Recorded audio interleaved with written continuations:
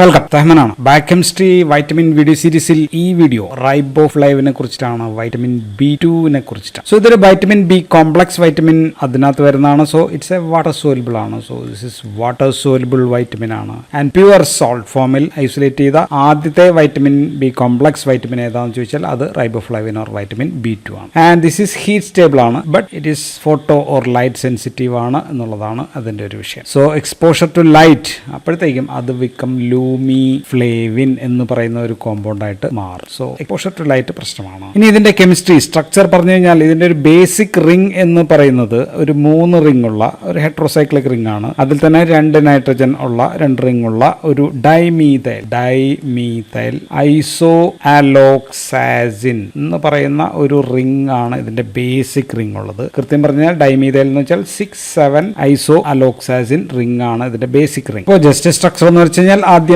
ഒരു benzene ring നമുക്ക് വരയ്ക്കാം. ജസ്റ്റ് ഒരു ബെൻസിൻ റിംഗ് എന്ന് പറയുമ്പോൾ 6 കാർബൺ ഉണ്ട്, ഇങ്ങനെ വരയ്ക്കാം. ഡൈമീഥൈലാണ് 6 ഡൈമീഥൈൽ എന്ന് പറയുമ്പോൾ 2 CH3, അവിടെയും ഇവിടെയും 2 CH3 വരയ്ക്കാം. ആൻഡ് ഇതിനകത്തേക്ക് നമുക്ക് ഇങ്ങനെ ഒരു നൈട്രജൻ ഉള്ള, ഇങ്ങനെ ഇവിടെയും ഒരു നൈട്രജൻ ഉള്ള ഒരു സംഭവം ഇങ്ങനെ നമ്മൾ കണക്ട് ചെയ്താൽ ഇതാണ് സെക്കൻഡ് റിംഗ്. ആൻഡ് ഇതിനകത്തേക്ക് 3rd നൈട്രജൻ ഉള്ള, ഇവിടെ ഒരു നൈട്രജൻ ഉണ്ട്, ഇവിടെയും ഒരു നൈട്രജൻ ഉണ്ട്. ആൻഡ് ഇവിടെ ഒരു ഡബിൾ ബോണ്ട്, ഇവിടെ ഒരു ഡബിൾ ബോണ്ട്. ഓക്കെ, ആൻഡ് ഇവിടെ ഒരു ഡബിൾ. സോ ഇത്രയും സംഭവം ആയി കഴിയുമ്പോൾ ഡൈമീഥൈൽ അലോക്സാസിൻ റിംഗ് ആയി. ആൻഡ് ഇതിനകത്തേക്ക് ഈ നൈട്രജനിൽ ഇവിടേക്ക് ഒരു 5 കാർബൺ ഉള്ള റൈബോസ് ഡിറൈവ്ഡ് ആയിട്ടുള്ള ഒരു ആൽക്കഹോൾ, നമ്മളതിനെ റിബിറ്റോൾ എന്നാണ് വിളിക്കുക.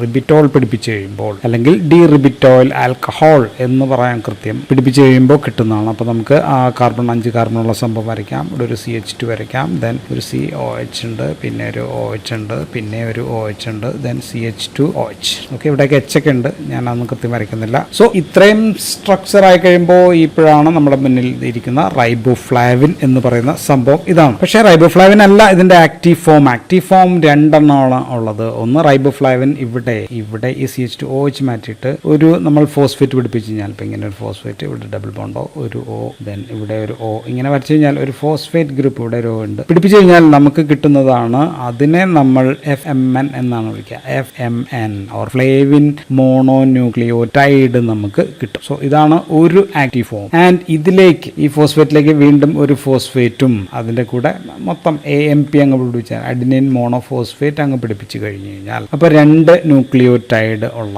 ഒരു സംഭവം കിട്ടും. അതിന്റെ പേരാണ് FAD. അതാണ് ഫ്ലേവിൻ അഡിനിൻ ഡൈ ന്യൂക്ലിയോടൈഡ് ആണ് FAD. സോ ഇതാണ് ഒരു ആക്റ്റീവ് ഫോം, ഇതാണ് രണ്ടാമത്തെ active form. So FMN and FAD are the active form of riboflavin, അല്ലെങ്കിൽ these are the coenzymes. So ഇതാണ് സംഭവങ്ങൾ, ആക്റ്റീവ് ഫോംസ് എന്ന് പറയുന്നത്. So this participate in oxidation reduction റിയാക്ഷനിൽ പാർട്ടിസിപ്പേറ്റ് ചെയ്യുന്നു. അത് കാറ്റബോളിക് പാത്വേയിൽ ഓക്സിഡേഷനിലായിട്ടും ദെൻ റിഡക്ഷൻ റിയാക്ഷൻസ് നടക്കുന്ന സെല്ലുലാർ റെസ്പിറേഷൻസിലായിരിക്കും നടക്കുക. സോ അപ്പോൾ ഇതിന് മറ്റൊരു പേരുണ്ട്, ആ പേര് വാർബർഗ് yellow enzyme of cellular respiration എന്നൊരു പേരുണ്ട്. സോ ഇതിന്റെ പേര് നോക്കുക, ഫ്ലേവിൻ എന്നാണ്. ഫ്ലേവസ് എന്ന് പറഞ്ഞു കഴിഞ്ഞാൽ യെല്ലോ കളർ എന്നാണ് അർത്ഥം, യെല്ലോ. സോ അപ്പോൾ ഇതിനൊരു യെല്ലോ കളർ ഉണ്ട്. ഫുഡ് കളറിങ്ങിന് നമുക്ക് യെല്ലോ ഓറഞ്ച് കളർ കിട്ടാനായിട്ട് നമുക്ക് ഇത് ഉപയോഗിക്കാം. ആൻഡ് നമ്മൾ പറഞ്ഞു, ഇത് FMN ആൻഡ് FMD പല എൻസൈംസ് ആയിട്ട് റിജിഡ് ആയിട്ട് ബൈൻഡ് ചെയ്തിട്ടാണ് ഇതിരിക്കുക. സോ എൻസൈം കണ്ടെയ്നിങ് റൈബോഫ്ലേവിൻ, ഈ റൈബോഫ്ലേവിനുള്ള എൻസൈമിനെ നമ്മൾ വിളിക്കുന്ന പേര് ഫ്ലേവോ പ്രോട്ടീൻസ് ഓർ ഫ്ലേവോ എൻസൈംസ് എന്നായിരിക്കും. ഫ്ലേവോ പ്രോട്ടീൻ എന്ന് പറഞ്ഞാൽ ഇതാണ് സംഭവം. അപ്പം ഇനി ഡയറ്ററി സോഴ്സസ് കൂടി പറഞ്ഞു കഴിഞ്ഞാൽ നമുക്ക് ആനിമൽ സോഴ്സിൽ നിന്ന് കിട്ടും, ആൻഡ് ഓൾസോ ഫ്രം പ്ലാന്റ് സോഴ്സിൽ നിന്ന് കിട്ടും. ആനിമൽ സോഴ്സ് ഏറ്റവും പ്രധാനം ഡ്രൈഡ് ആയിട്ടുള്ള ഈസ്റ്റ് ആണ് ഏറ്റവും important. Then liver, kidney, heart, egg, whole മിൽക്കിൽ നിന്നൊക്കെ നമുക്ക് കിട്ടും. ദെൻ ഫിഷ്, അതിൽ നിന്നൊക്കെ നമുക്ക് ആനിമൽ സോഴ്സിൽ നിന്ന് കിട്ടും. പ്ലാന്റ് സോഴ്സ് പ്രധാനമായിട്ടും ഹോൾ സീരിയൽസ് ആണ് ഏറ്റവും പ്രധാനം. ദെൻ ലെഗ്യൂംസ് കിട്ടും, ഗ്രീൻ ലീഫ് വെജിറ്റബിൾസ്, ഇതെല്ലാം vegetable source. And germinating seeds ആണെങ്കിൽ അതിന്റെ കണ്ടന്റ്, റൈബോഫ്ലേവിന്റെ കണ്ടന്റ് കുറച്ച് കൂടുതലായിരിക്കും മുളച്ചു വരുന്ന സീഡുകളിനകത്ത്. ദിവസേന വേണ്ടത് 1.2 to 1.7, അപ്പോൾ നമുക്കൊരു 1.5 milligram per day ആവറേജ് നമുക്ക് വേണമെന്ന് പറയാം. Then pregnancy, lactation, old age, ഇങ്ങനെയൊക്കെയുള്ള കണ്ടീഷൻസിൽ നമുക്കൊരു 0.2 to 0.4 milligram per kilogram നമുക്ക് കൂടുതലായിട്ട് അഡീഷണൽ വേണ്ടിവരും. നമ്മൾ ഭക്ഷണത്തിലൂടെ നമുക്ക് കിട്ടുന്നത് ഫ്ലേവർ പ്രോട്ടീൻ ആയിട്ടായിരിക്കും. സ്റ്റൊമക്കിൽ വെച്ചിട്ട് FMN FAD ഒക്കെ ആയിട്ട് മാറും. ആൻഡ് റൈബോഫ്ലേവിൻ FMN ആവുന്നത് ഇൻഡസ്റ്റൈനൽ മ്യൂക്കോസൽ സെൽസിൽ വെച്ചിട്ടാണ്. അവിടെ വെച്ചിട്ടാണ് ഫോസ്ഫേറ്റ് പിടിപ്പിക്കുക റൈബോഫ്ലേവിനിലേക്ക്. ആൻഡ് ഇതിന് നമുക്കൊരു എൻസൈം വേണ്ടി വരും, അതാണ് ഫ്ലേവോ കൈനേസ് എൻസൈം ആണ് ഫോസ്ഫേറ്റ് വെച്ച് പിടിപ്പിക്കുക. അപ്പോൾ അതിന് ATP കൂടി ഇവിടെ നമുക്ക് വേണ്ടി വരും. ഇനി FMN FMN നമ്മൾ FAD ആക്കുന്നുണ്ട്. FAD ആക്കാനായിട്ട് അതിന് നമുക്ക് FAD സിന്തേസ് എന്ന് പറയുന്ന ഒരു എൻസൈം വേണ്ടി വരും. ഇവിടെ നമുക്ക് ATP നമുക്ക് കൊടുക്കണം. ആൻഡ് ഇത് മാറുന്നത് ലിവറിൽ വെച്ചിട്ടാണ്. ആൻഡ് ലിവറിൽ FAD ആയിട്ടായിരിക്കും സൂക്ഷിക്കുക. And this thyroid hormone T3, T4 etcetera ഇത് നമ്മുടെ FMN FAD ഒക്കെ കൂടുതലായിട്ട് സിന്തസൈസ് ചെയ്യാനായിട്ട് സഹായിക്കുന്നുണ്ട്. ഇനി ബയോകെമിക്കൽ ഫംഗ്ഷൻസ് നമ്മൾ പറഞ്ഞു കഴിഞ്ഞാൽ നമ്മൾ പറഞ്ഞു FMN ഉം FAD-യും ഇത് കോ എൻസൈംസ് ആയിട്ടാണ് വിത്ത് എൻസൈംസുമായിട്ട് ബൗണ്ട് ചെയ്തിട്ട് flavoenzymes or flavoproteins ആയിട്ടാണ് വർക്ക് ചെയ്യുക. പ്രധാനമായിട്ടും ഓക്സിഡേഷൻ ആൻഡ് റിഡക്ഷൻ റിയാക്ഷൻസിലാണ് കാർബോഹൈഡ്രേറ്റിന്റെ റിയാക്ഷൻസ്, പ്രോട്ടീൻ റിയാക്ഷൻസ്, ലിപ്പിഡ്സിന്റെ reaction and also nucleic acid reactions and also in ETC electron transport chain. So ഇവിടെ എല്ലാം ഇതിന് റോളുകൾ ഉണ്ട് എന്നുള്ളതാണ്. സോ FMN എന്ത് ചെയ്യും? FMN 2 ഹൈഡ്രജൻ അക്സെപ്റ്റ് ചെയ്ത് കഴിഞ്ഞാൽ FMN H2 ആയിട്ട് മാറും. ആൻഡ് അതേപോലെ തന്നെ FAD ആണെങ്കിലും FAD ആണെങ്കിൽ FADH2 അങ്ങനെ ആയിട്ട് മാറും. സോ അപ്പോൾ ആദ്യം ഇതൊരു ക്വിനോൺ ഫോമിലായിരിക്കും ഇരിക്കുക, ദെൻ സെമി ക്വിനോൺ ഫോമിലേക്ക് മാറും.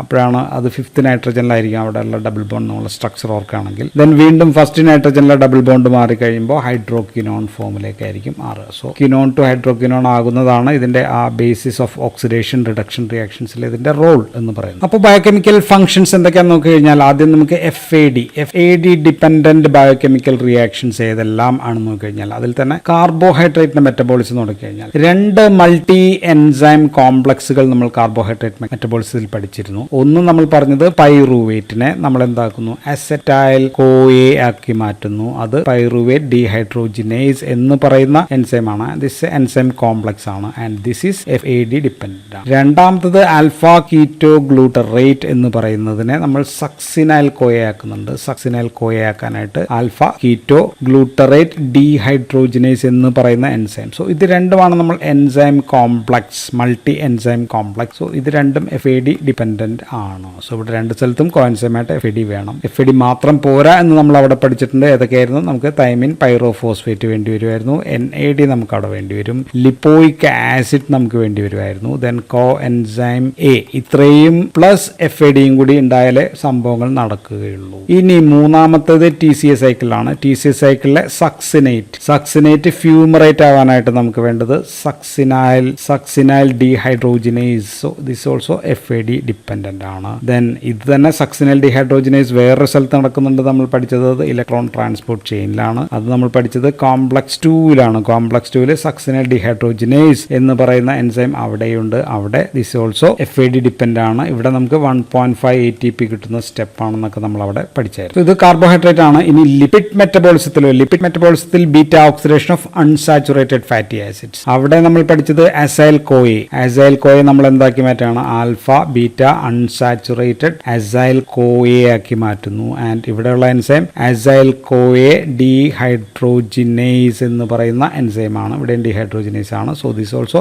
FAD ഡിപെൻഡന്റ് ആണ്. ഇനി പ്രോട്ടീൻ മെറ്റബോളിസത്തിൽ ഡി അമിനോ ആസിഡ് ഓക്സിഡേസ് എന്ന് പറയുന്ന എൻസൈം, അതിന് ഇത് വേണം. അപ്പോൾ നമ്മൾ ഗ്ലൈസിനെ നമ്മൾ എന്താക്കുന്നു? ഗ്ലയോക്സലേറ്റ് പ്ലസ് അമോണിയ ആക്കി മാറ്റാനായിട്ട് നമുക്ക് FAD. അവിടെ വേണ്ടത് ഗ്ലൈസിൻ ഓക്സിഡേസ് ആണ്. സോ അവിടെ നമുക്ക് FAD നമുക്ക് വേണം. ദെൻ പ്യൂരിൻ മെറ്റബോളിസത്തിൽ സാന്തീൻ എന്ന് പറയുന്നതിനെ നമ്മൾ യൂറിക് ആസിഡ് ആയിട്ട് മാറ്റുന്നുണ്ട്. അതിന് നമുക്ക് വേണ്ടത് സാന്തീൻ ഓക്സിഡേസ് എന്ന് പറയുന്ന എൻസൈം ആണ്. ഇവിടെയും FAD ഡിപെൻഡന്റ് ആണ്. ഇനി ആന്റി ഓക്സിഡന്റ് ആയിട്ടുള്ള ഗ്ലൂട്ടത്തയോണിന്റെ റിഡക്ടേസിൽ FAD ഡിപെൻഡന്റ് ആണ്.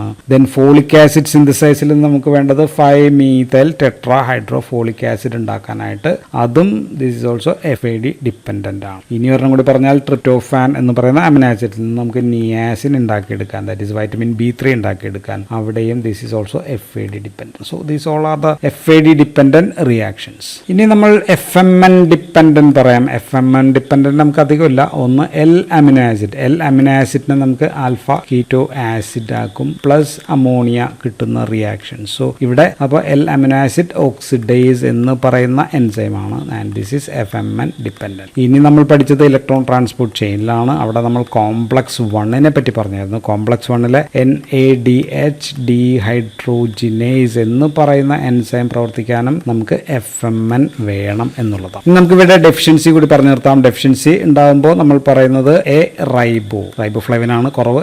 റൈബോഫ്ലേവിനോസിസ് എന്നാണ് മൊത്തത്തിൽ ഇതിന് പറയാം. അപ്പോൾ അത് ഉണ്ടാവാനായിട്ടുള്ള കാരണം ഇപ്പോൾ ബെറി ഉള്ള ആൾക്കാർക്ക് എന്ന് വെച്ചാൽ വെച്ചാൽ വൈറ്റമിൻ B6 കുറവുണ്ടെങ്കിൽ. ആൽക്കഹോളിക്സ്, ക്രോണിക് ആയിട്ടുള്ള ആൽക്കഹോളിക്സിൽ കുറയാം, അല്ലെങ്കിൽ ക്വാഷിയോർക്കർ ഭക്ഷണമൊക്കെ കുറഞ്ഞ അങ്ങനെയൊക്കെയുള്ള പ്രശ്നങ്ങളുള്ള ആൾക്കാരിൽ, അങ്ങനെ എന്തെങ്കിലുമൊക്കെ GI അബ്സോർഷൻ കുറവുള്ള ആൾക്കാരിലൊക്കെ ആയിരിക്കാം ഇത് ഉണ്ടാവുക. അപ്പോൾ ഉണ്ടാകുന്ന മാനിഫെസ്റ്റേഷൻ ഏറ്റവും പ്രധാനപ്പെട്ടത് ഒന്ന് ഗ്ലോസൈറ്റിസ് ആണ്. ഗ്ലോസൈറ്റിസ് മീൻസ് ടങ്ങുമായിട്ട് ബന്ധപ്പെട്ടിട്ടുള്ളതാണ്. ഇൻഫ്ലമേഷൻ ഓഫ് ദ ടങ് ആണ്. സ്മൂത്ത് പർപ്പിൾ കളർ അല്ലെങ്കിൽ മജന്ത ടൈപ്പ് കളർ ഉള്ള മജന്ത ടങ് എന്ന് നമുക്ക് വേണമെങ്കിൽ വിളിക്കാം. അതാണ് അതിൻ്റെ ഒരു ലക്ഷണം. രണ്ടാമത്തെ ലക്ഷണം ചിലോസിസ് ആണ്. ചിലോസിസ് എന്ന് പറഞ്ഞാൽ ഫിഷേഴ്സ് ആണ്. ഫിഷേഴ്സ് എവിടെയാണ്? കോർണേഴ്സ് ഓഫ് ദ ലിപ്സ്, ലിപ്സിന്റെ കോർണേഴ്സ് ഓഫ് ലിപ്സിൽ ഉണ്ടാവുന്നതാണ് ചിലോസിസ്. 3 വായന്റെ അടുത്ത് തന്നെയാണ് ആംഗുലാർ സ്റ്റൊമറ്റൈറ്റിസ്. ആംഗുലാർ സ്റ്റോമറ്റൈറ്റിസ് എന്ന് പറയുമ്പോൾ inflammation of the corners of the mouth, മൗത്തിന്റെ കോർണേഴ്സിലുള്ള പ്രശ്നങ്ങളാണ്. പിന്നെ വരാവുന്ന dermatitis, that is seborrheic dermatitis ഉണ്ടായിരിക്കാം. ദെൻ പിന്നെ ഉണ്ടാകാവുന്നത് കോർണിയൽ വാസ്കുലറൈസേഷൻ എന്ന് പറയുന്ന അവസ്ഥയും ഉണ്ടാക്കും. സോ ഇതൊക്കെയാണ് നമുക്ക് റൈബോഫ്ലേവിൻ എന്ന് പറയുന്ന വൈറ്റമിനെ കുറിച്ച് പറയാനുള്ളത്. So thank you for watching.